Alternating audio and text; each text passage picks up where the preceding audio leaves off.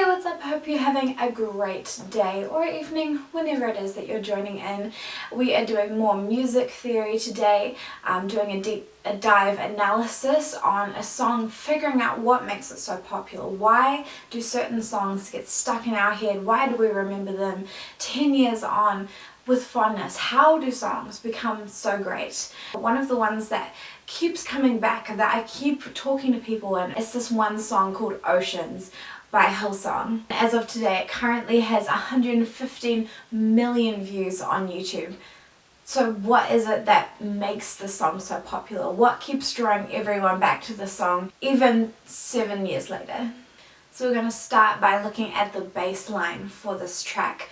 And underneath all of the verses and the instrumental, they have this same thing, which is the 6 chord, the 7/5 to the 1, back down to the 5, and then down to the 4. It's essentially creating the sense of catharsism, where because the progression never really resolves to the 1, because the 1 is the high point of the progression, it keeps your ear interested and you want to keep listening to what the next chord is going to be, what the next section is going to be.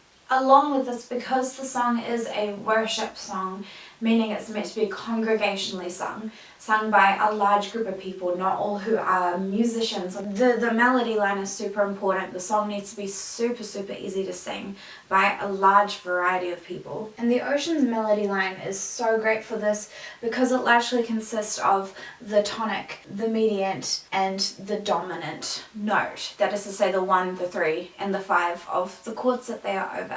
For example, in the verse, you call me out upon the water, the great unknown, where feet may fail. You'll find that the melody line is following along with what the chords are doing. You'll only find that the passing notes are straying from outside the 1, the 3, or the 5 of the chord that they're over. This makes it so intuitive to pick up and be able to sing along with, even if you've never heard the song before. And so the melody and the majority of the song is following along with the chord progression of the instruments, the accompaniment underneath it, except for when we come to the bridge. Essentially the melody line and the bridge of this song sets it apart from the remainder of the song, in that it kind of dwells on the first 6 notes of the D chord, while the instruments underneath it are changing their chords, changing their qualities, to create this really nice kind of sus, lifted, vibrant kind of melody that has a new bit of life and a new bit of energy to it from what we've already heard throughout the song before. So this is your D6. And then the D, D sus4, D, D sus2, and then you just repeat that.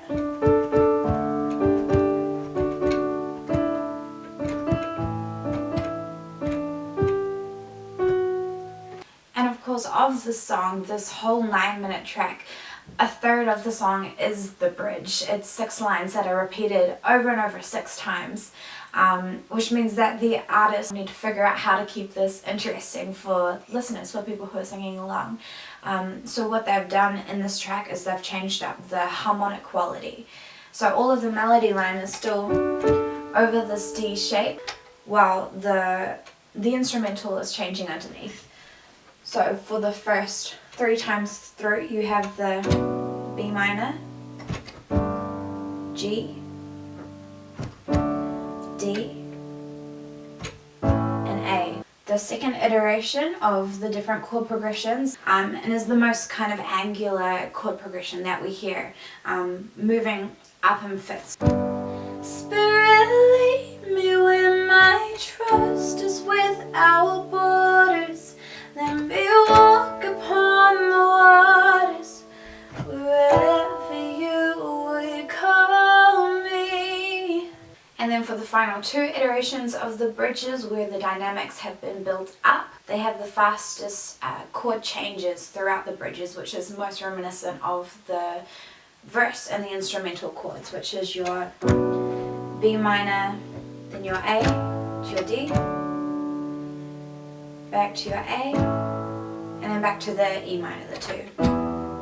Now let's talk about timbre for the bridge. Where the melody lies within the track for the female range gets up to B, Spirit lead, which is right in that breaking point in the typical female voice range where it flips over from chest voice to head voice, meaning that you can kind of choose how you want to convey emotionally what it is that you're singing within this range. And throughout the bridges, this is used. So for the first couple of iterations, the original singer Taya sings it flipping up into her head voice to later be able to belt it in later iterations. And this is really, really helpful in contemporary worship music to be able to convey over one repeated line a range of different emotions, a progression of emotions that the congregation can expect to be going through as they're singing this lyric. Taking a step back from the bridge, this genre of music, of course, is very heavily weighted on emotions, and a lot of this comes down to the lyrical content. The basis of the song is from scripture. It's talking about one of the disciples looking out to Jesus as he walks across the water towards the boat that they're in on the stormy sea. And one of the disciples calls out to Jesus and says, "Ask me to come to you on the water." And Jesus says, "Come," and the disciple steps out on the water to go and follow Jesus. And the song uses this as a metaphor of stepping out in faith for whatever that may look like in a person's life, in a believer's life. And you can find this in the second verse, the lyrics that match with this. Your grace abounds in deepest waters, your sovereign hand will be my guide. To aid with this kind of timidness that the verse and the bridge first start with is backed really well with the instrumentation. Starting with the exposed shimmering pad and the piano sound, the acoustic piano sound. Just carefully placing the vocals at the very top of the mix to kind of undergird the lyric that the singer is delivering. Throughout the song as well, there's this rise and fall action. And the drums are first introduced at the end of the first chorus. They take their time to come in. But once they come in, they're doing a drum roll on the snare throughout the instrumental before settling into a kind of broken up drum roll. Hits on the 1 2 3 1 2 3 1 2 3 1 2 3, the final 3 with a snare hit as well, before heading into a more steady beat over the chorus, and then getting back into the drum roll and the instrumental, building it up again and propelling it forward, and just building and waiting for the release, and the bridge, which is a complete dropout of all of the instrumentation, leaving it just for the strings and for the acoustic piano sound, before the drums are reintroduced again in the third bridge, with this kind of halftime feel, just kind of on the beginning of a couple of the bars, becoming busier through the fourth and the fifth, before heading back into the steady pulse and again back into a drum roll when it heads into the instrumental before dropping out completely again for the final chorus and for the remainder of the song. And of course, along with the drums, the instruments as well copy the same groove of the rise and the fall. Throughout the song, we see a total of 15 different kind of instruments building up the entire track. The live drums, the recorded percussion, a drum loop, a live and a synth bass, 5 different electric guitar lines, an acoustic piano, 2 main stage patches on keys with different layers on each, a string section, background vocals. And one of the reasons that the recording is so popular rather than people just recreating is because it has so many different instrumental layers.